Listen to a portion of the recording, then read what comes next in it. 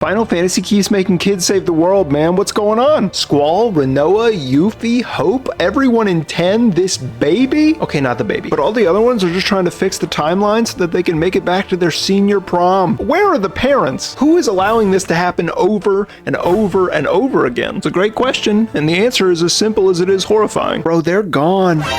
All of them. Okay, most of them. Titus' situation is a little bit different. At least they got to high five at the end, though. That was pretty sick. I want to examine some of the high-profile orphans of the Final Fantasy series and ultimately ask the question, did their parents' death serve the story, or was it just pointless? Did it push them to become the heroes that the story needed, or did it just kind of not matter at all? First up is series legend Cloud Strife. Cloud is the kind of character where becoming orphaned is kind of like low to mid tier on the things that probably traumatized him in his life. This dude had the hardest life of any Final Fantasy character, to the point where it feels like the writers actively hated him.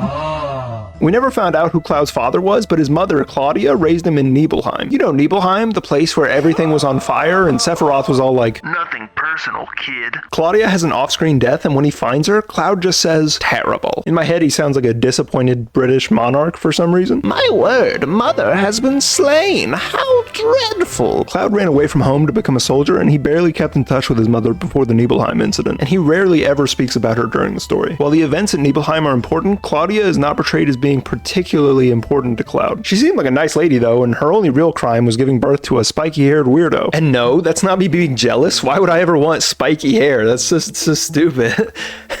No choice hair gang for life. In Final Fantasy VIII, we have almost an entire party of orphans. I know I'm joking around a lot and making like a silly video, but this is so sad. Fortunately, they all got to grow up in an orphanage together, so in a way, they're kind of each other's family. Except, oops, they lost all their memories, so they don't even get to have that. Whoops, we made it even worse. Squall has a real tough exterior and he struggles with his emotions. It's hard for him to connect with people, and it really isn't a mystery why. His father, which is heavily implied to be Laguna even though it's never been confirmed, is actually very much alive, and his mother was Rain, who is actually very much dead. Most of Squall's interactions with Laguna come in the form of reliving some of Laguna's memories. Quick side note, I would really appreciate if no one ever started randomly peeking through my memories, please. Please don't do that to me or yourself.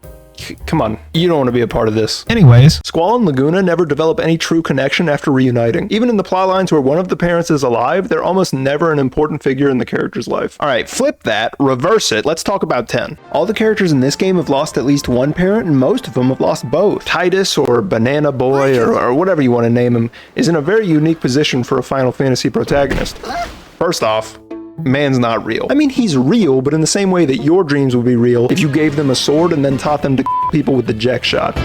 His parents and city are also dreams, but even in the dream form of Zanarkand, his mother died of loneliness when his dad left to become God. When Titus makes it to Spira, he teams up with none other than a very tight-knit group of orphans. The worst news you'll hear today, Titus became an orphan when his dad left to go make these people orphans 10 years ago. Jesus Christ. Sin is up there with the craziest Final Fantasy villains, including Kefka from 6 and maybe Bartandalus from 13? You know what, never mind actually, I don't even know what he was. Jecht was a menace before he became Sin, and now Titus has got to deal with his Godzilla dad destroying both the planet and his self-esteem. 10 even gave Titus another father figure in Auron, and they basically killed him twice. Does it ever end? Does Square Enix just hate parents? They never deserve it, man. Except maybe Jecht.